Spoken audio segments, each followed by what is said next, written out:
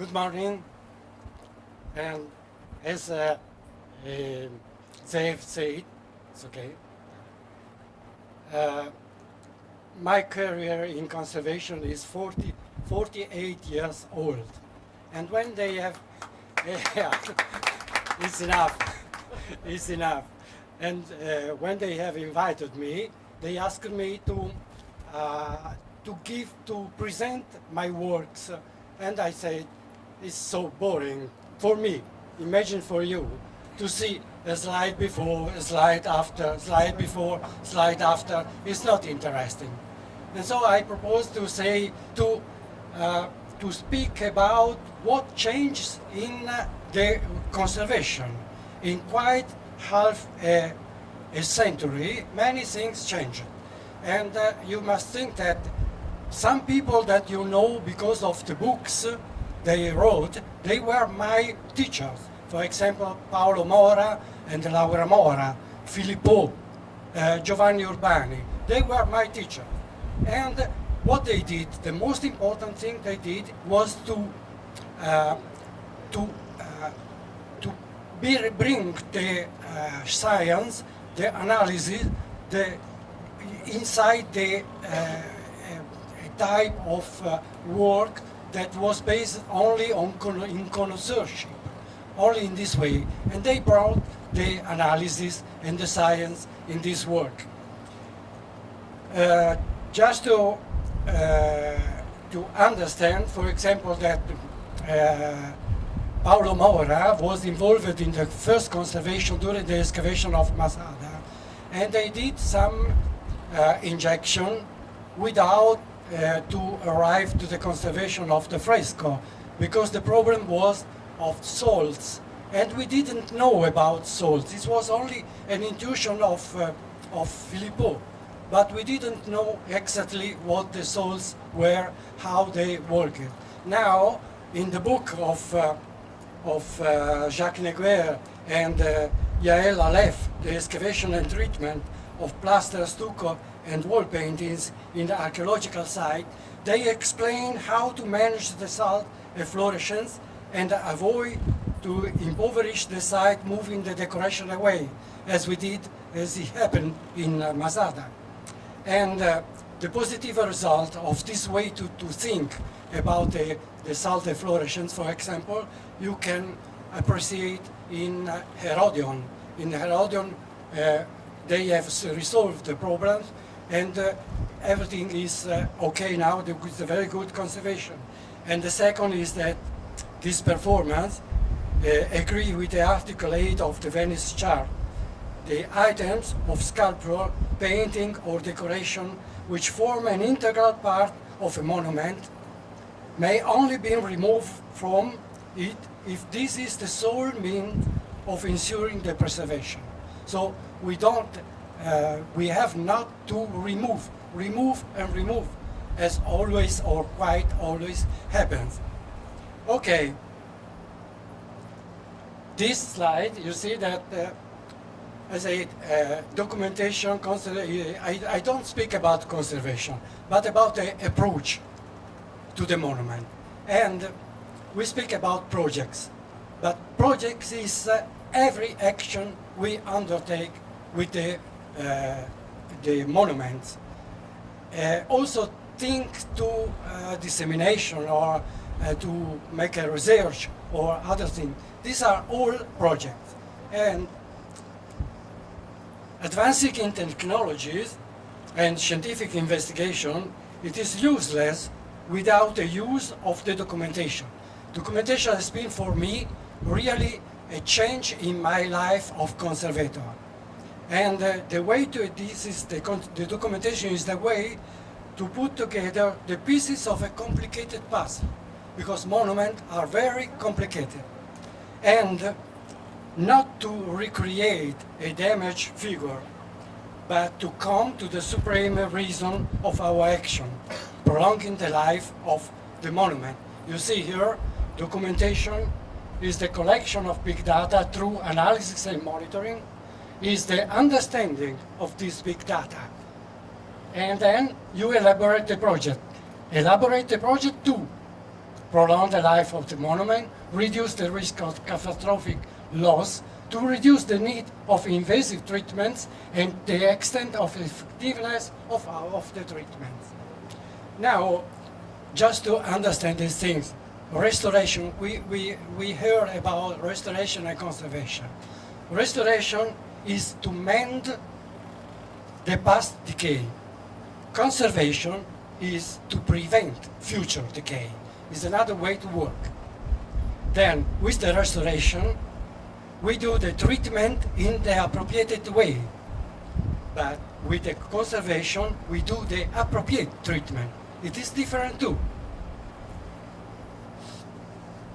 Now, every material is going to change. And this change is what we document in order to have the right perspective in conservation, without a haphazard approach. The documentation usually is considered as a waste of time and improve of papers, but on the contrary, it's the right way to approach the monument, is the way to give information about your level of knowledge and improve the responsibility of the community and disseminate information. If informed, the stakeholders community is responsible. No one can say, I wasn't aware. Documentation produces always a positive result, always. And also not followed by the therapeutic conservation.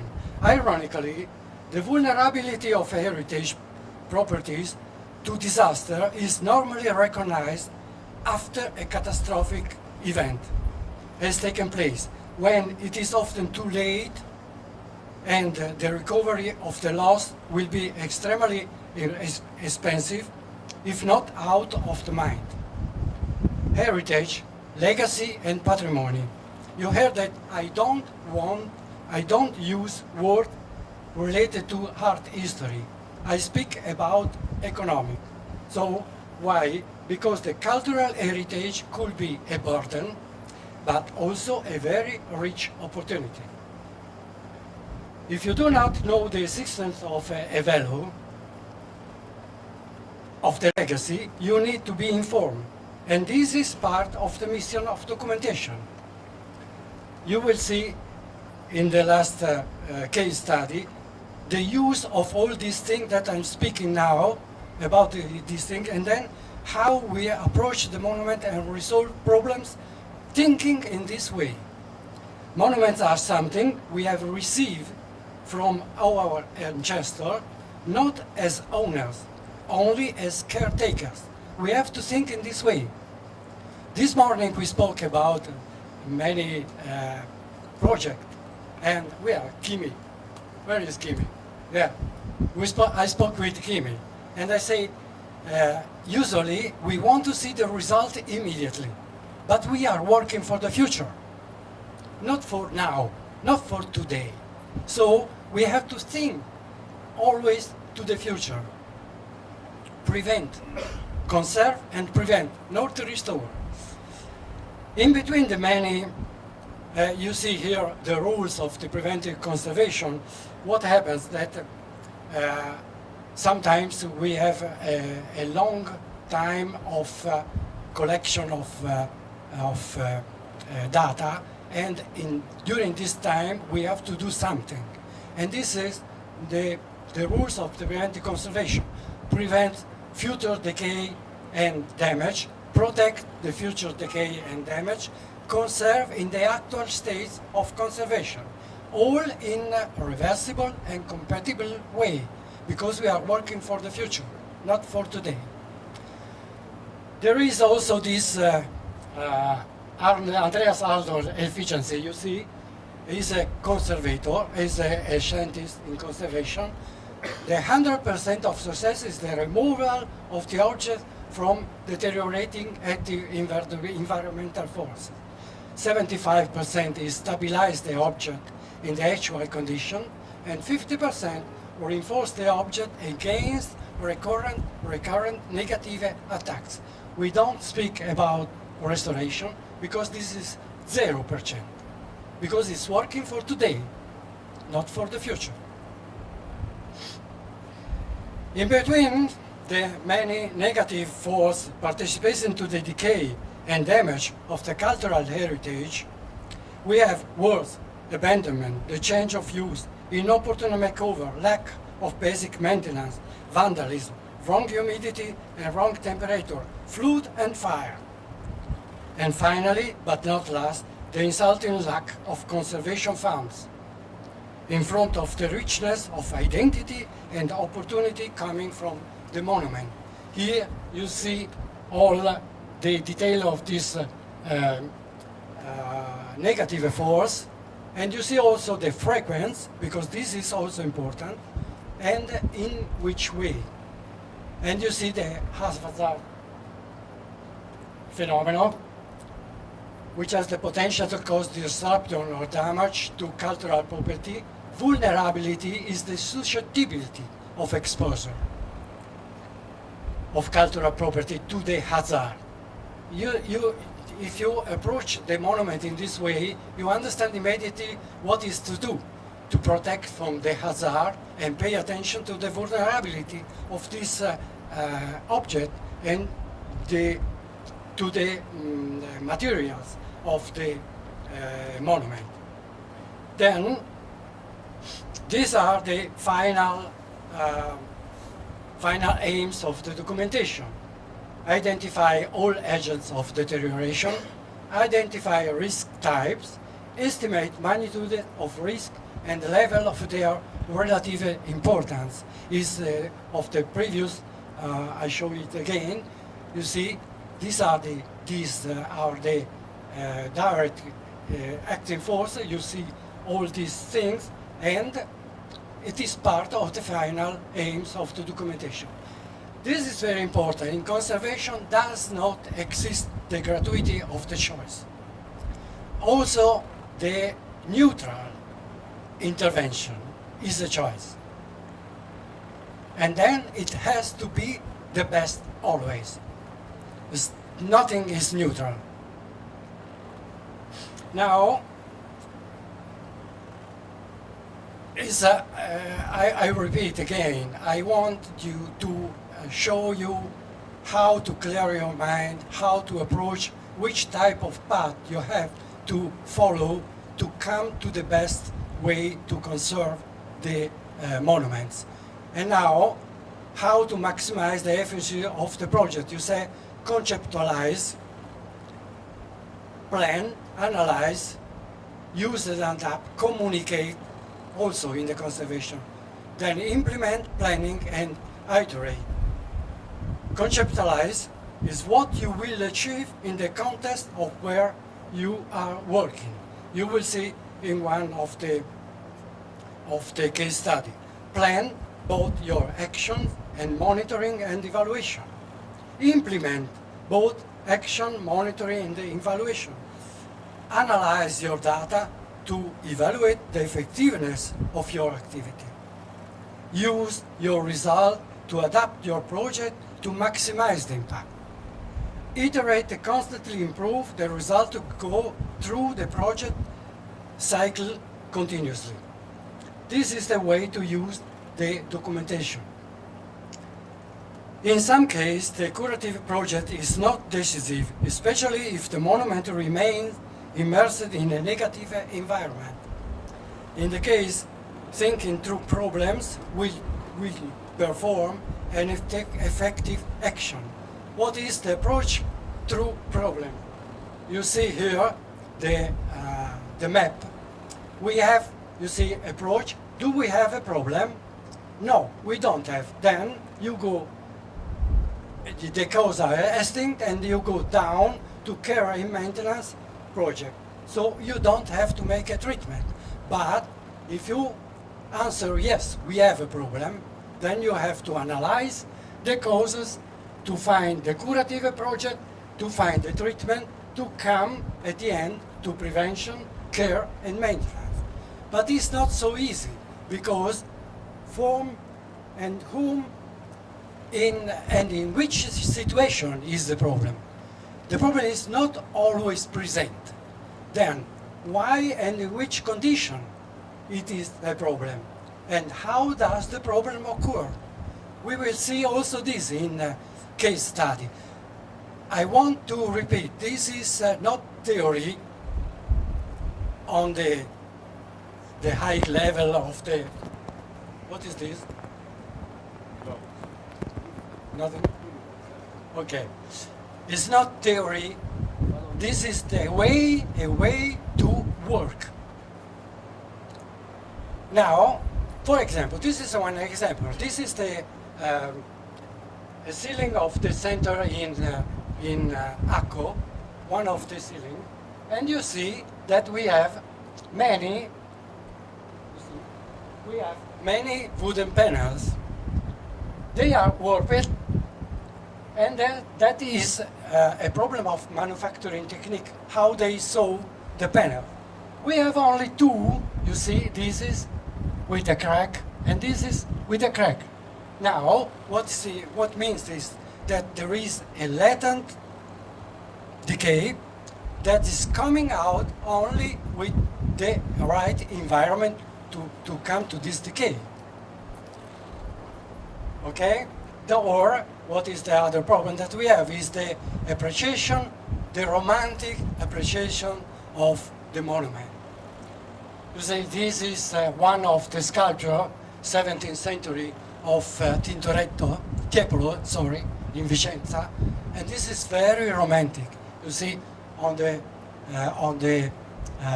left side, but when you start to clean it, you see that this is not romantic. This is an attack, a biological and very dangerous attack. Therefore, we have to understand all these things. We have to understand, to know the real problem that we are facing.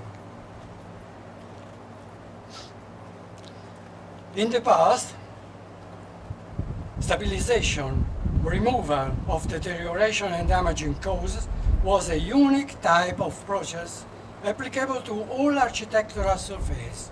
Some sort of miraculous varnish or glue that was supposed to consolidate any kind of material and finally arrest whatever type of decay for the lowest price.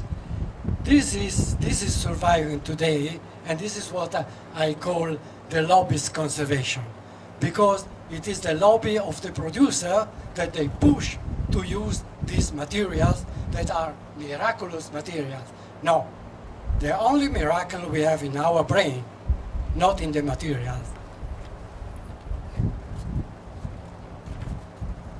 What ethic and technology can offer today is instead a sequence of operations with several options available at each step, whose results may be trusted only within the limits of a service life that, as things are now, is difficult to understand. The cleaning will not be an aesthetical operation, but the removal of negative deterioration in a durable, reversible and retractable way, because the continuous maintenance will follow up. We start working now. The final step is the maintenance, the report about the maintenance, and then we have to go on with the maintenance, not to finish without the intervention today. Our intervention is going on for centuries, if possible. In comparison with the conventional preventive conservation reserved to mobile objects, for a wall painting and stone monument, the continuous maintenance and the minimal treatment will be relevant since from the beginning. It means to choose the best therapy now, looking for the future. The conservation in a stable condition is the first efficient action, I told you before, and the fulfilling of those requirements will address the treatment and the technology, tough in front of the many limitations of a wall painting or a stone monument that cannot be removed from the negative environment. Adopting the rule of the minimal intervention and continuous maintenance, since the first curative step will allow us studying the best technology for the maintenance. The state of conservation of a monument is dynamic and can proceed, as you can see, can proceed from a bad state of conservation, needing for an immediate treatment, to a stable and good state of conservation, depending from the environmental condition. In case of mobile objects, it is simple to operate in an efficient way, removing the object from the negative environment. It is what happens with the fresco when we remove it from the side, or the mosaic that are removed from the side. It's very simple, but sometimes, and with the big monuments, we cannot remove the object. And if they are inside a wall, for example, the fresco inside big villas and so on, this is also, we have to think that the wall is an open system. It means that the water, if we have infiltration and so on, they are starting far from the point where they are producing the damage. So inside or outside, we have always an iterate of this interaction of this problem. And here you understand immediately that we have many forms of decay and process related to the materials. You see, the porosity of the material, permeability, fracture strength and composition. Then the environment, the building geometry. We could have, in this way, two phases of a building. We could have two different environments, micro-environment.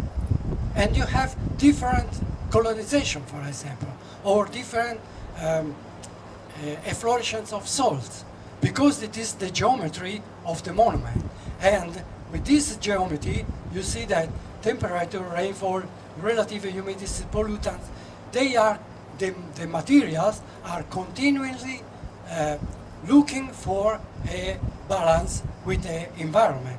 And this is the process with salt crystallization, dissolution, freeze and thaw. Now, terms. I present a lot of terms because it is very important to speak in the right way, use the right word. Hazard is external, vulnerability is internal. Vulnerability is internal. And so you have to use in this way the term. It is also a way to understand immediately what we are speaking of. Now, again, this way to fulfill all these steps that you see is the way to maximize the efficiency of the project.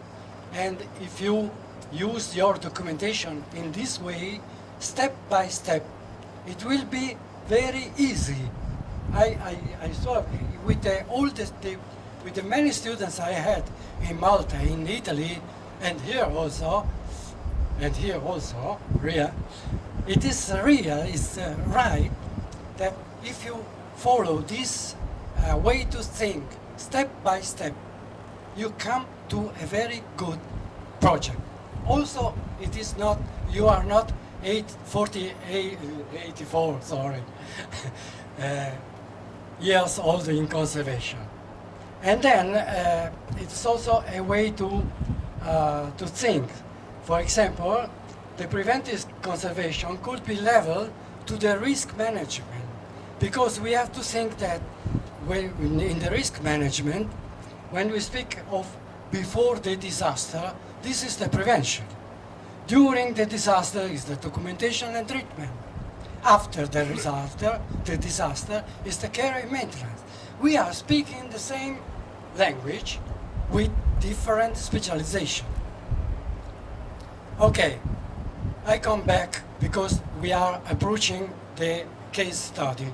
So these are the negative force, acting force.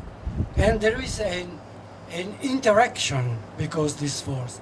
You don't have one, another one. You don't have wrong stirage, physical force, fire, fluid, criminal intent. They are all interacting. And it is very, very difficult to be able to separate all these small things and then to put it all together.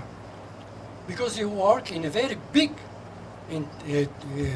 treatment, a big surface, and so you have to separate and then put all together to find the best treatment. And the best thing is to think for the conservator, is to think in a holistic way. His philosophy, Jacob, holistic is a philosophy. Philosophy can be in the conservation. It's a way to say, you know what is the holistic philosophy? It is in the short way, is that the whole is greater than the sum of the parts. For example, you can have 10,000 screws, you can have 2 Rolls-Royce engines, you can have 300 seats, you can have 6 tires. It is not an airplane. It is not an airplane. And also if you are able to put all together these parts, it's not an airplane, because the airplane is an airplane when you are on it and it is traveling, you understand? So this is the holistic vision. You have to look to all these forces. We have to separate all these forces, because when we come back to put all together, we will have the treatment that we are looking for. And again, to use what this interaction of force give us the alteration, the alteration and the damage of the materials. But also here, alteration is a modification of material that does not imply a worsening in conservation.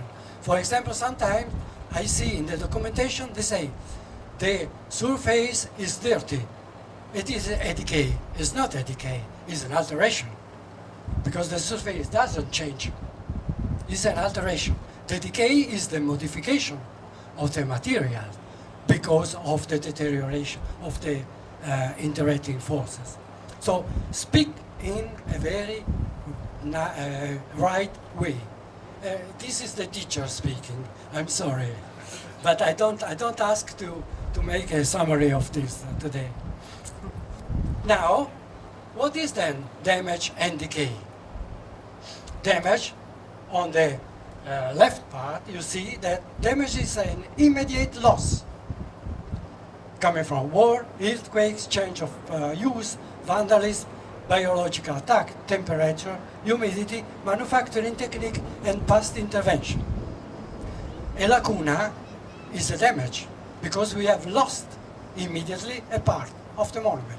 Then, in the treatment, we have to think to a damage, not to a decay. And if you could see, you understand immediately that decay is a slow alteration. And its start is completely the reverse. It starts from the past intervention.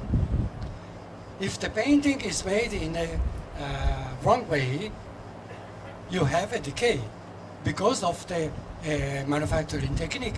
You have a decay because the past intervention. You have the decay because the environment, salt, vandalism, change of use, earthquake, and war. You see that two different ways to manage with all these things. Okay.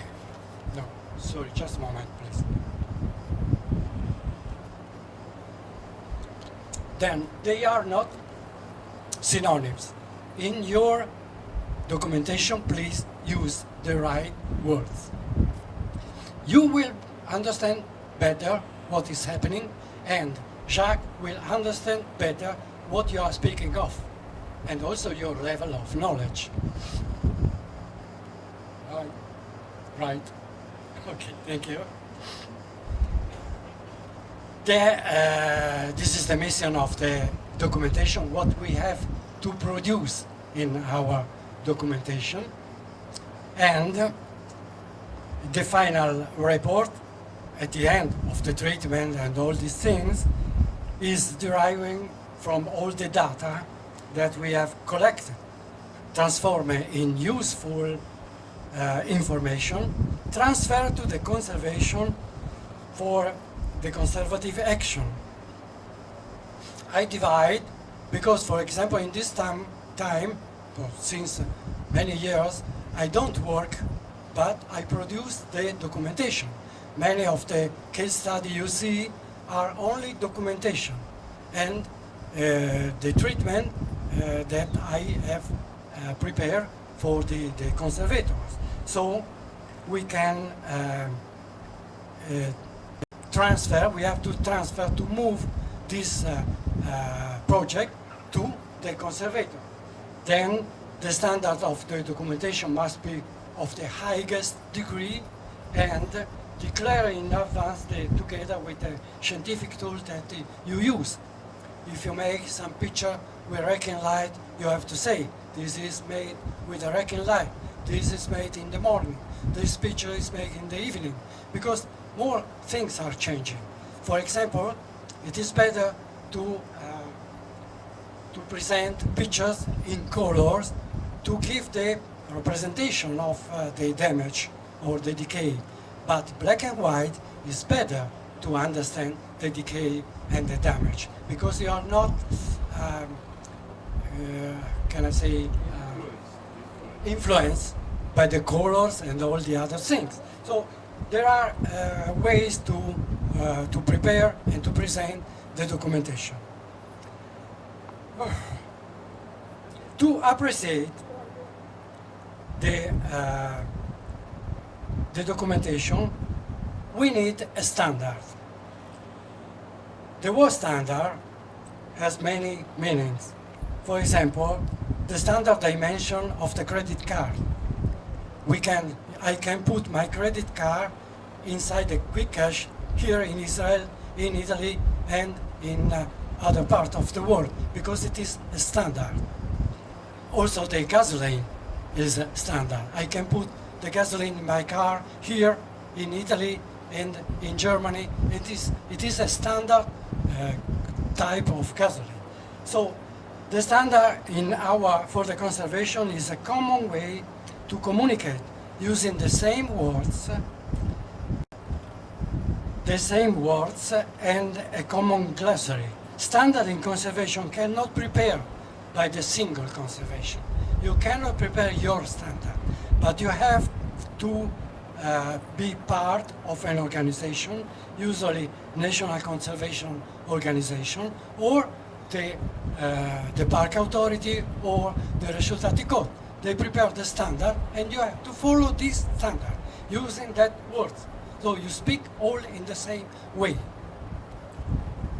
You don't imagine the problems that we have, for example, in Italy, because in the north I speak in a standard way.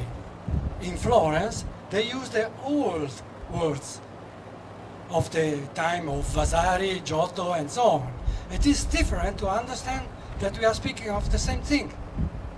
But this is because they think to be the best. It's not a problem. The American Institute of Conservation, the AIC, they look at how to distinguish a good conservation from a bad one, because the profession was not recognized by law. So in 1979, they produced the so-called Murray Peace Report. It was a code of ethics and standard practice.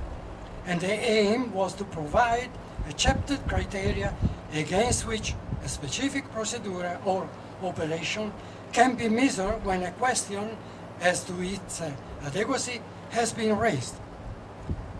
The standard training committee of ICROM, they did the same thing. They discussed the standard for the progression of cultural heritage against faulty intervention due to ignorance, arrogance, and greed on the part of self-styled restorers. So it is very important to use the standard in the documentation. The conservator is not the final user of these tools, but you have to think to this documentation as a map that you give in the hands of the future generation, and as well as with a map. You have to understand immediately everything. So the documentation must be very finalized, honest, and easy to understand. And this is also a tool to speak about how to use the levels of the damage in the conservation. There are many ways to make the conservation, and this is only a small part because I don't want to bore you too much. Okay, now we come to the case study, and with this case study I wanted to show you how documentation was useful to find the right treatment, to solve the problem. And this is the question: are our actions effective in achieving our conservation goal? This is a very big question. You should write it here and answer every day to this big question. Now I'm presenting you the Church of Sant'Agostino in Castelfranco in Italy, and I say how to exhibit a monument that should not be exhibited, the triangle of biocolonization. Why should not be exhibited? Because it is the same problem, of course not so big, as the cave of Lascaux. They had a very big alteration, and from the alteration to the damage, see, we are speaking in a right way, and so they have closed the caves. Now you cannot visit these caves. Now they have prepared a replica, very wonderful replica. But we couldn't do the same thing. We had to do something with what? With the tombs that we have found. This is Castelfranco. It's a very nice place. It's full of water. You have channels of water everywhere. All the soil is clay, like a sponge, full of water. And what happened? We had this church. When they started to work in this church, they have removed, because the project was to replace a new floor. They have removed the floor. They knew about the existence of some tombs, but not 19. It was an unexpected surprise, and you see the condition of this floor, and you can understand that the people cannot attend to the mess looking for all these holes, all these tombs. And many of them are painted. It's the first time that I have a single tomb with a coffin inside painted. Here we have. So the problem was what we can do, and we started with a conceptualize. Now we have seen all these tombs. We had many without decoration, only plaster, many with a very simple decoration. Only the date, 17,048, or some simple decoration like schools and bonds and so on. And so we have decided, okay, the plaster and this tomb we close. And so we have prepared the model, we have covered with the geotextile and filled completely with a gravel, washed one, clean gravel, to have the resistance, because the pressure of the clay and the water along the tombs. You see the way we do what we did with these tombs that we have documented, the photography, everything, and then closed. And now you see, don't change the environment. We cannot change the environment. Remember that is the biggest damage you can do with a monument, an object, to change the environment. They were full of humidity, and we kept them all closed during the documentation, and 8% of humidity, and in 4 hours the machine went out. Then more than 100% of humidity. But the temperature, you see, is always the same. Always 20.4 degrees. Now, what can we do in this? How can we present what should not be presented? You see here 2 of these tombs. And during the documentation, you are seeing, for example, that they were plastered with a special plaster, an hydraulic one, made with the magnesium lime.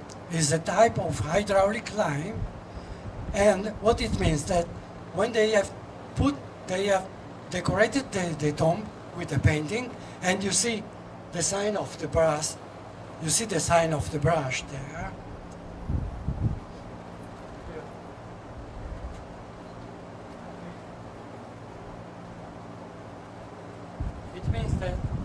It means that the plaster was very wet, but they put inside the coffin and they closed and sealed the tomb, because the hydraulic lime is going to set and to carbonate also without air.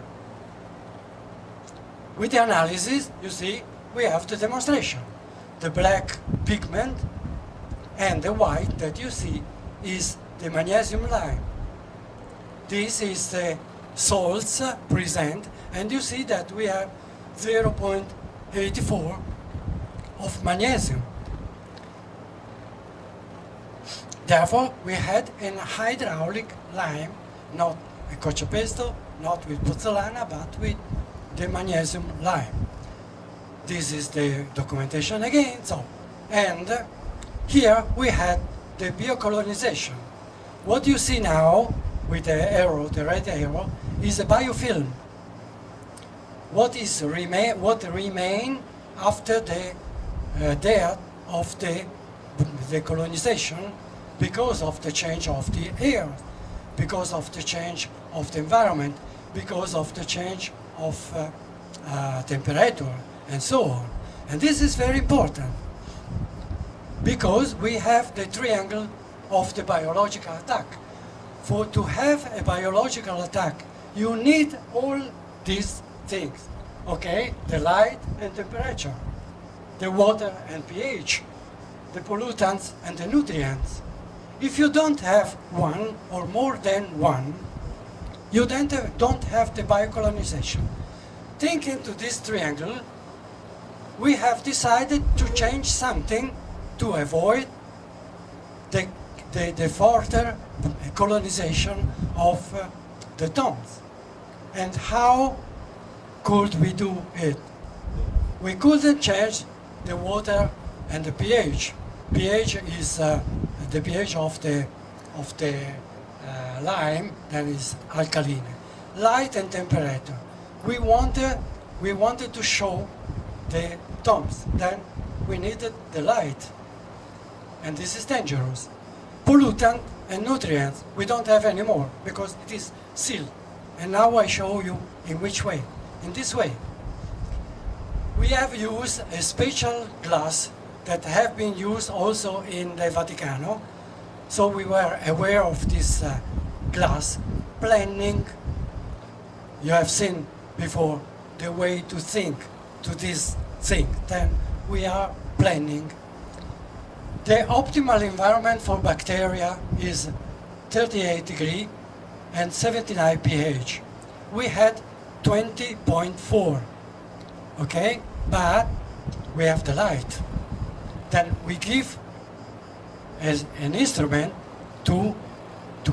for the biocolonization to come again. Then we have used the LED. So we don't have energy, radiant energy. And the light is used only for a few minutes. You stay there, you have a few minutes of light, and then stop. You understand? And then what we did? We used the HVAC. We brought the temperature to 14 degrees. Why? I know that if we want to remove the humidity in a room, you have to heat it. Okay? But if you think that from the 100% to come back to the 20% of humidity, because it is the level where you don't have biocolonization, you have to heat up until to 98 degrees. This is not sustainable. Then we have decided to come down to have the cold to 14 degrees in cold, and then we have the same result. Also in this way, we don't have the biocolonization. And this idea came from the documentation and all the research that you do during the documentation. Documentation is not a stupid thing. It's a very good way to think. Thank you, Jacques. Now, if not, I present this, if not. These are the Roman excavation in Verona. You see, on the left side, you have the Roman way, paved, and this Roman way is going inside this, this cover that we have. And the architect, without to speak with the conservator, he decided to open the windows to give light to the excavation and to permit to present to all the people that are working here to see the Roman excavation.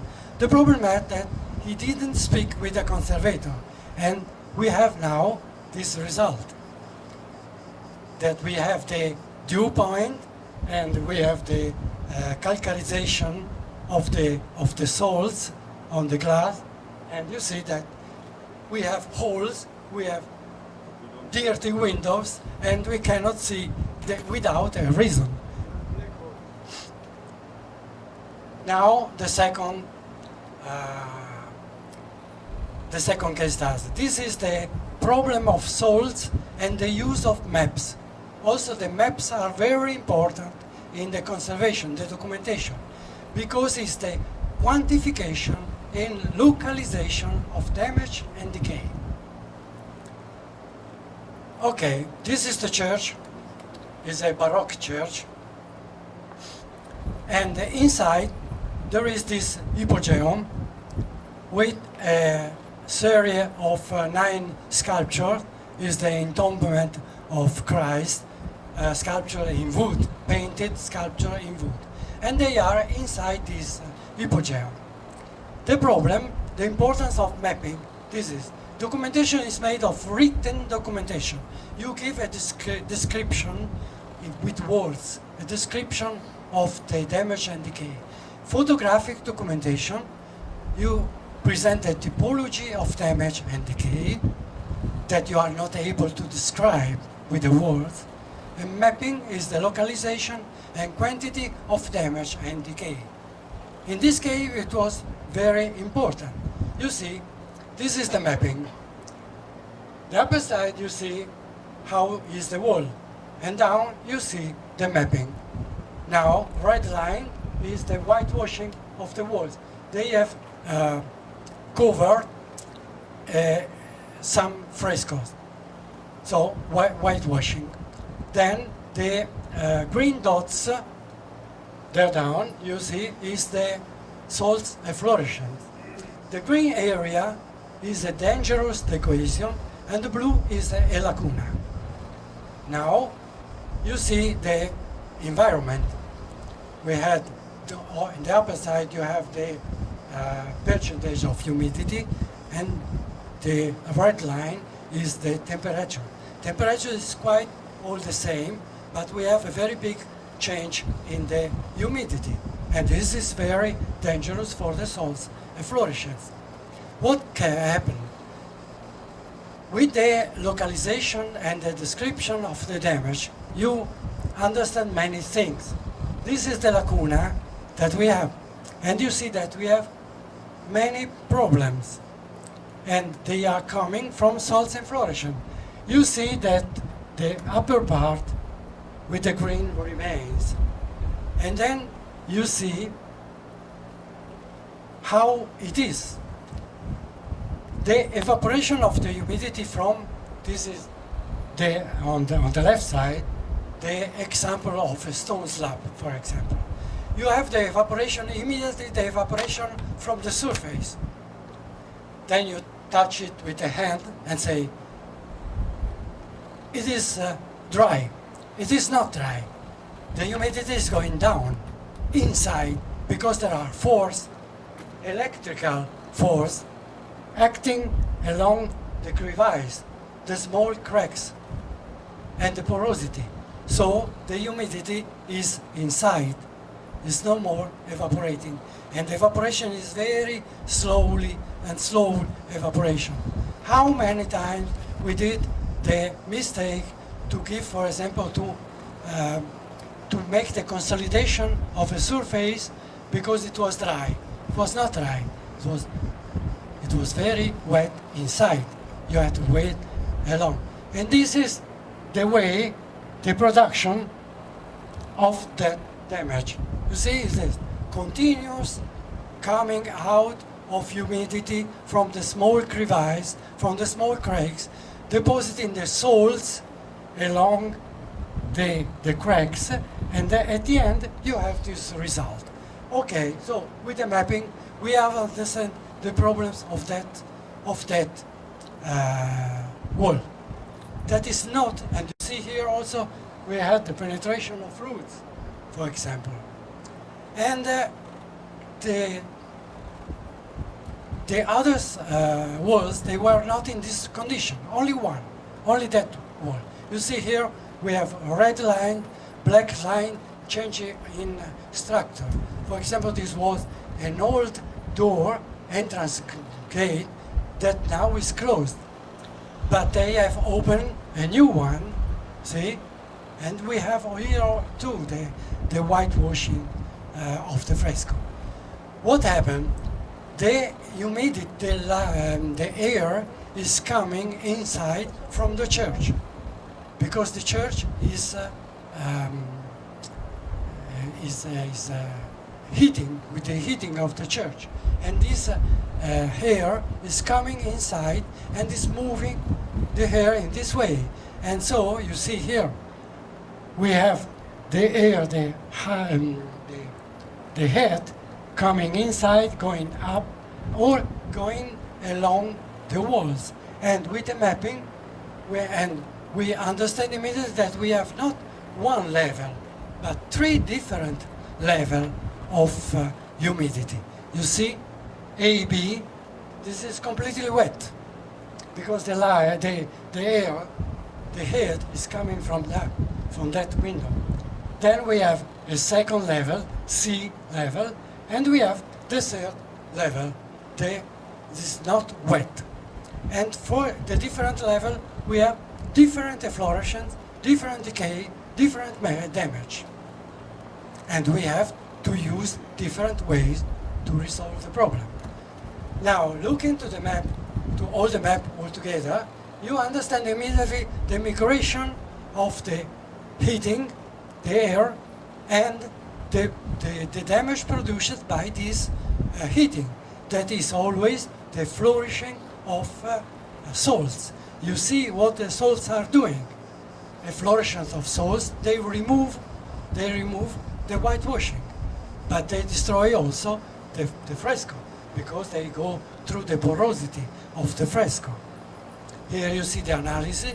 We have found that they were all nitrogen salts, because they are coming from polluting water. All the roads around the church, all the floor of the church, it's all covered with marble, with cement, with asphalt, and the water is not able to go out. And the water is going out inside the hypogeum and producing this, you see, this efflorescence of salts. Knowing which type of salts they are, you see, is the last, the A type, out of the porosity of the fresco. And with the same microscope, you see, in this way. It is a long line of salts that is sucking water from the porosity, from the fresco, and is connecting the overpainting in this way. When you have no more water, these lines of salts, they are breaking down. This is going on because here is the water, and the other one is collapsing with the fresco together. Now, you see here better the different type of salts, efflorescence, but it is also the last type, you see the E type, it is also demonstrating that in that line we don't have water anymore. We have only on the floor, no more there up. Okay? So, here the documentation brought not to a treatment. Why?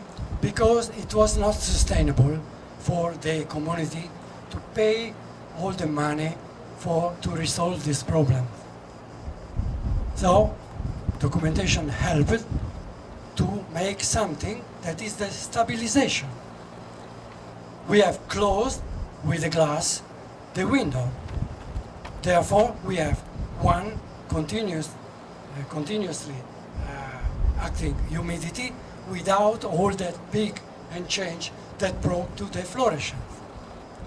So we have a result of stabilization of the monument, of the object, with the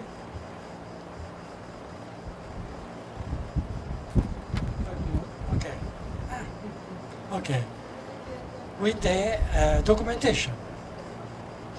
In future, if we have the money, we are able to do the work. This is the how the fluorescent is working on the fresco. Now, you have seen that the approach of the monument is the approach to the problem is very important. And why and in which condition? You see, the curative project in this way was the passivation of the environment to not to go on with the decay. Caprino Veronese is another type of documentation. Here we have an entombment of Christ made of stone. A very important one because it is 11th century and with many problems because of the environment. You see the migration of the salt, the efflorescence of salts that are breaking the porosity of the stones. Now, you see this is the environment when we have made the monitoring of the environment, and you see the green line is the humidity. You see how it changes every day in the same moment. humidity changes every day at 12, 13 o'clock, not during the weekend. Why? Because the environment of the museum was linked with the environment of the office. And they had the heating of the office, and therefore they produced this problem to the statues. But was not the single problem that we had. When we have made the monitoring without the heating, you see the difference of the environment. But it was not, this is the fluorescence of the souls. I said, it's not the only problem that we had. Because the real problem was the earthquake. And I was there documenting during the earthquake. So I have saw what the earthquake produced. And then making the documentation, coming back to 30 years, we have seen that every day in that place we had a very earthquakes, and small one, a big one, but every day there was one. Okay, so you see what happened. The stone was open with crevice. In this case, you see how dangerous it was. Look. In this way, with the documentation, we came to a solution of protection that was not a paraloid. We give we give the paraloid and we consolidate. We consolidate what? This is an earthquake. So we did this protection, temporary protection. Now the sculptures are in Florence. I don't want to make that work. They are in Florence, and they will be back when we have prepared a basement, an anti-seismical basement.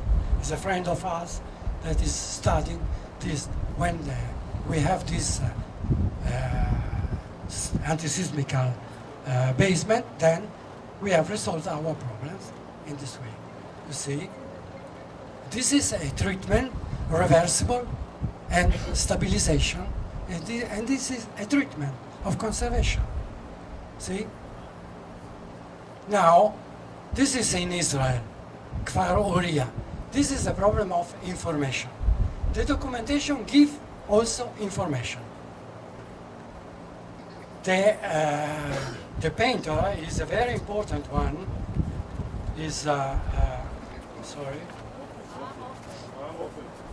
Avram Ofek is a very important one. And they knew about the name of this painter. And because there is written the date and the name of the painter. But they had a lack of information and a lack of respect of this object. You see, this is the mural, the documentation, the mural on 3 walls of the room, and you see all this representation, and you see all the things that they did without to think, without to have the respect of a very important work of art. So we have an electrical installation in the middle of the decoration. The crevice and loss of plaster. Maybe that they have also overpainted because it is a little bit yellowing, alteration. You see the salts, probably salts coming from the cement. Here you see again problem of salts. You see the use of new frames for the windows without to think to do it in a better way, to have more respect for this object. Look the plaster that they have used. You see the iron rusting. you see the flakes of the color. You see that they have tried also to make some overpainting, some restoration of a lacuna. But you see overpainting. Here we are not speaking of damage. We are speaking only of they were not aware. Now, where is Toli? Now they are informed and they know how to respect this object. Maybe that they make an intervention, not now, maybe in future, but now they know that they have to respect these things. The next electrical wires, please call a restorer, a conservator, and ask him where to do it, not in the middle of the painting. See?